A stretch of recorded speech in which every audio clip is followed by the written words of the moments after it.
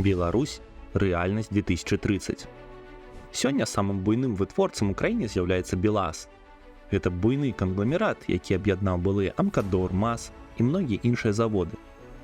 Гэтыя прадпрыемствы прайшлі праз напружаны шлях рэарганізацыі, але ў выніку мы атрымалі ўстойлівае на рынку прадпрыемства, якое захавала большасць працоўных месцаў. Яшчэ ў 20-е гады дзяржаўныя прадпрыемствы прайшлі праз працэдуру ацэнкі. Усе прадпрыемствы былі падзелены на 3 групы. Адна засталася ва ўласнасці дзяржавы і змяніла толькі метады кіравання. Другая была прыватызавана і знайшла новага ўласніка. Трэцяя група прайшла праз банкрутства. І нават з гэтай трэцяй групы частка вытворчасцяў, якая магла вырабляць канкурэнтназдольную прадукцыю, пачала працаваць зноў. Таму фактычна закрылася толькі 3% прадпрыемстваў. На сённяшні дзень Беларусь сучасная прамысловая краіна. Мы задавальняем на 90% ўнутраны попыт у аўтобусах, трактарах і грузавіках, а таксама з'яўляемся буйным экспарцёрам. Мы адкрылі вытворчасці МАЗаў і МТЗ ў Афрыцы, на Блізкім Усходзе, у Паўднёвай Амерыцы. У некаторых краінах, напрыклад, у Венесуэлі, нашы грузавікі і трактары займаюць больш за 30% рынка.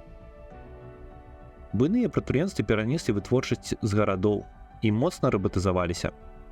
Колькасць супрацоўнікаў скарацілася, але тыя, хто застаўся, пачалі атрымліваць у разы больш. Такія поспехі ў рэальным сектары эканомікі сталі магчымымі дзякуючы новай эканамічнай палітыцы кіруючага ўрада сацыял-дэмакратаў, які кіраваўся 2 прынцыпамі. Першы. Дзяржава не гулец, а рэгулятар. І другі. Там, дзе дзяржавы можа быць менш, дзяржавы павінна быць менш. Пасля цяжкага перыяду 20-х гадоў прыйшла адліга. Палітычная і эканамічная, якая прынесла вялікую надзею беларускаму грамадству. Зараз рынак працы моцна адрозніваецца ад таго, што было 10 год таму. Галоўнае адрозненне ў тым, што наладзілася якасная падрыхтоўка і перападрыхтоўка кадраў, якая неадрыўна звязана з рэальным сектарам эканомікі. Беларусь больш не рыхтуе спецыялістаў, якія не патрэбны рынку. У дадатак, зараз людзі разумеюць, што рынак дынамічны, таму прафесійнае навучанне і курсы – гэта звычайная справа. Больш мабільнае грамадства дае больш мабільную і канкурэнтную ў свеце эканоміку. Як кажуць, хочаш добра жыць, умей круціцца. Таму ўсё больш людзей пачынаюць працаваць на той працы, якая ім падабаецца.